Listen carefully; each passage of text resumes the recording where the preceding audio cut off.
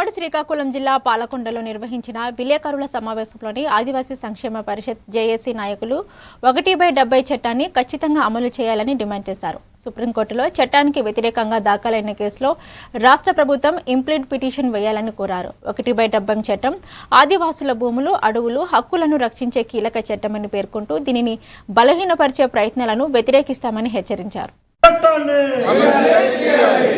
గిరిజనేతలు 1/70 చట్టాన్ని నిర్వీర్యం చేయమని ఈరోజు సుప్రీంకోర్టులో 1700 మంది పైగా కేసులు వేశారు.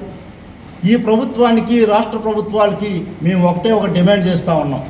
ఏదైతే 1700 మంది పైచికులుగా సుప్రీంకోర్టులో కేసేశారో ఈ రాష్ట్ర ప్రభుత్వాలు ఇక్కడ ఖమ్మం అక్కడ వరకు ఏదైతే తెలంగాణ ప్రభుత్వం ఉమ్మడిగా ఆంధ్రప్రదేశ్ ఉందో ప్రతి ఒక్కరు కూడా ఏకమై ఏదైతే ఈరోజు 1/70 చట్టాన్ని గిరిజనేతల్లో రద్దు చేయమని ఈరోజు సుప్రీంకోర్టులో కేసేశారు. మేము కూడా ఆదివాసీ సంఘాలుగా వాళ్ళు కూడా అమలు చేయాలని చెప్పి, లేకపోతే మీ రాజీనామా పత్రాలు అసెంబ్లీకి మీరు వెంటనే అప్పచెప్పాలని కూడా మేము తీర్మానం చేస్తున్నాం.